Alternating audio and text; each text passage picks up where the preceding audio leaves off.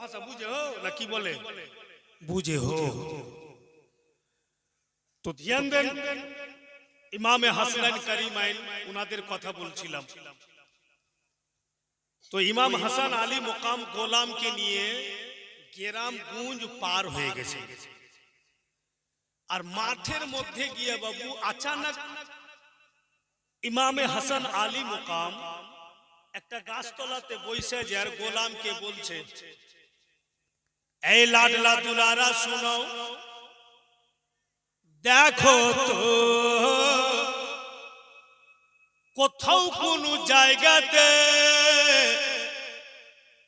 সরিষার তেল পাবে কিনা। গোলাম বলছে, হুজুর ওগো জান্নাতের ফুল আলে রাসূল নওয়াসায়ে রাসূল, এত বড় ময়দানে বাড়ি ঘর কিছুই না, যদি গ্রাম গুলো আছে তো অনেকটা দূরে, আর আপনি হঠাৎ সরিষার তেল চাইছেন, কোথা থেকে আমি নিয়ে আসবো? যদি এখন সরিষার তেল নিতে হয় তবে তো আমাকে এই গ্রামগুলো হেঁটে যেতে হবে। ইমামে হাসান বলছেন যে যাও, হেঁটে যেতে হবে তো যাও। গোলামের তো বাবু মাথা খারাপ হয়ে গেল, কোন ফেরে পড়বো, গাঁও টাও সব পার হয়ে চলে এই মাঠের মধ্যে সরিষার তেল চাইছে, তো আমি কেমন করব? আজকালকার যদি পীর মুরিদ থাকতো তো তখন বলতো কোন পীর সাহেব আন্দাজি নাই যে কোন থেকে গ্রাম পড়ে আছে আমার কাছে এখন সরিষার তেল চাইছে, এই পীর মুরিদি ঝুটিয়ে। তখনকার মুরিদ কেমন দেখেন। तो हजरत तब आप दरद के नीचे आराम फरमाइए, मैं बस्ती जाता हूँ चल के और सरसों का तेल लाता हूँ। तो गोलाम बोलছে, হুজুর এদিককার গ্রাম যদি যাই তো যেতে লাগবে 1 ঘন্টা, আর এদিককার গ্রাম যদি যাই হুজুর তো যেতে লাগবে 2 ঘন্টা। তো আমি এদিকে যাচ্ছি, যাইতে 1 ঘন্টা, আসতে 1 ঘন্টা। अब এদিকে যখন যাব তো যাইতেই 2 ঘন্টা লাগবে, আসতে 2 ঘন্টা, তো 4 ঘন্টা সময় বেশি লাগবে। তো হুজুর এদিকে যায়। ইমাম হাসান আলী মুকাম বলছেন কেন না এই দিকে যাও। গোলামের মাথা খারাপ হবে না, 1 ঘন্টা রাস্তা বাদ দিয়ে আমাকে 2 ঘন্টা দৌড়াইছে। বলছে হুজুর এদিকে যাব তো 1 ঘন্টা। বলে হ্যাঁ। আর এদিকে পাঠিয়েছেন হুজুর 2 ঘন্টা। বলে হ্যাঁ। তো 2 ঘন্টা দিকে যাইতে বলছেন, বলে ওদিকে যাও। গোলামের তো মনে মনে রাগ হয়েছে, কিন্তু ফুইটা বলতে পারে না। अब हजरतेर सामने বলবে কি, ই বিচারা বাপু 2 ঘন্টার দিকে রওনা হলো। अब 2 ঘন্টার দিকে যাচ্ছে, কিছুটা দূর গেলছে গো, আর 3 মোহনী রাস্তা পাওয়া যাচ্ছে। 3 মোহনী রাস্তা বুঝেন তো, মানে 3 দিকে রাস্তা যাচ্ছে। ওই 3 মোহনী রাস্তাতে বন্ধুগণ একজন লোক বসে আছে, আর লোকটার সামনে একটা ডাব্বা রাখানো আছে। লোকটা বলছে হযরত ইমাম হাসানের গোলামকে, ও বন্ধু কোথায় যাচ্ছ? আর তো মন রেগা আছে, ও চট করে বলছে, তোর চোখ নেই যে এদিকে যাচ্ছি তুই দেখতে পেয়েছিস? মানে ওইটা হুজুরের সামনে রাখতে পারেনি, এই খেজুরের উপরে বসে আলো, কি তোর কি চোখ নেই যে আমি এদিকে যাচ্ছি? লোকটা ভাবছে যে রাখছো কেন, কিসের জন্য যাচ্ছ এদিকে? তুই আমার মালিক, তোকে খতিয়ান দিতে হবে যে আমি কিসের কেন যাচ্ছি। 3 মোহনীর লোকটা বলছে, রাগিও না, তুমি বলে দাও না কিসের জন্য যাচ্ছ, একটু বলো তো। তখন বলছে যে আমি নওয়াসায়ে রাসূল জান্নাতের ফুল ইমাম হাসান আলী মোকামের জন্য সরিষার তেল আনতে যাচ্ছি। ওই লোকটা চট করে বলছে যেও না। কেন? বলে আমি ফজরের পর থেকে উনার জন্য তেল নিয়ে বসে আছি।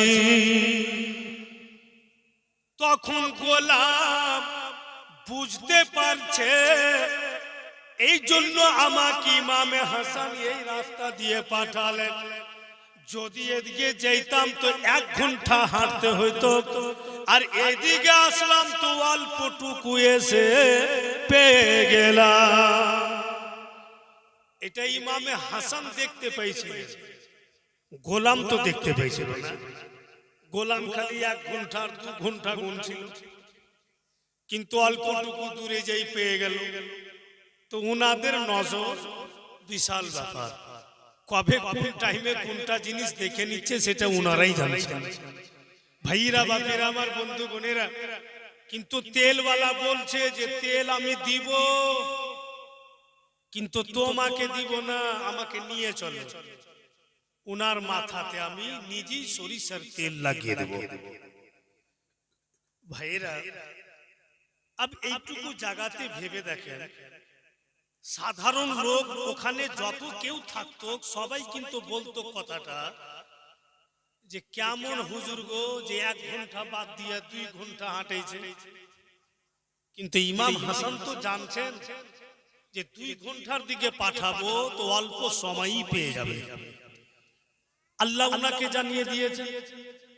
ভাইরা বাপেরা আমার, এবার সরসর তেলওয়ালা তেল নিয়ে আসলো। এসে হযরত ইমাম হাসান আলী মোকামকে সালাম দিলেন। সালাম দিয়া বলছে, ইগো নওয়াসায়ে রাসূল জান্নাতের ফুল, আমি কোন তেলের দোকানদার নই, আমি কোন তেল বেচনেওয়ালা নই। হযরত ইমাম হাসান আলী মোকাম বলছেন, ওগো তোমাকে বলতে হবে না, আমি জানি। তোমার বিয়ে হয়েছে 15 বছর হয়ে গেল, এখন পর্যন্ত তোমার স্ত্রীর গর্ভে সন্তান আসেনি। গত রাত্রে তোমার স্ত্রী স্বপ্ন যোগে দেখেছে তোমার স্ত্রীকে কেউ বলেছে অমুক রাস্তা দিয়া ইমামে হাসান আসবেন, উনার সরিষার তেলের প্রয়োজন পড়বে। ওরে মা, তোমার স্বামী উনার মাথাতে সরিষার তেল লাগিয়ে দিয়ে যদি উনার কাছ থেকে দুয়া নিয়ে আসতে পারে রে মা, তো তোমার গর্ভে আল্লাহ সন্তান দিবে। ভুলেই তুমি এসছো না? তোমার স্ত্রী তোমাকে বলেছে? বলে হ্যাঁ। তেল লাগিয়ে দিলে, তেল লাগা হলো। ইমামে হাসান আলী মোকাম বাপু একটা খেজুর বের করে ফু দিয়ে দিলেন, আর খেজুরটাকে ওই লোকটাকে দিয়ে বলছে নিয়ে যাও, অর্ধেকটা তুমি খাবে, অর্ধেকটা তোমার স্ত্রী খাবে। আর স্বামী স্ত্রীতে যখন মিলন হবে দেখবে তোমার স্ত্রীর গর্ভে সন্তান আসবে, ছেলে হবে মেয়ে না, আর দেখতে সুন্দর হবে। আর তোমার ছেলের নাম পর্যন্ত আমি রেখে দিচ্ছি, জোরে বলুন সুবহানাল্লাহ। হযরত ইমামে হাসান আলী মোকাম সন্তান হওয়ার দুয়াও দিচ্ছেন, আর কত গ্যারান্টি যে ছেলের নামও রেখে দিচ্ছেন। এত পাওয়ারফুল হবে কি? তো নাম রাখছে কি? বলে তোমার ছেলের নাম রাখবে তুমি মাহসিন। এই মাহসিন নাম রেখে ওখান থেকে খেজুর দুয়া নিয়ে চলে গেল। বাপু উনাদের থেকে আমাদের থেকে অনেক তফাৎ। আব যদি উনি খেজুরে ফু দিয়ে দিলে তো 15 বছর থেকে সন্তান হয়নি, সন্তান হচ্ছে। উনাদেরই আল্লাহদের স্টেজে আমরা এখানে আজকে এসেছি। আল্লাহর কি দয়া হবে না জি বাবা? আমার ঝোলা থেকে 2টাও নেকি আসবে? নিশ্চয়ই নেকি আসবে। ওনাদেরই আওলাদের স্টেজ আমরা এসেছি। নারাই তাকবীর, নারাই রিসালাত, পীরে তরিকত, রাহবারে রাহে শরিয়ত হুজুর সৈয়দ ওয়াহিদুজ্জামান সাহেব কিবলা, পীরে তরিকত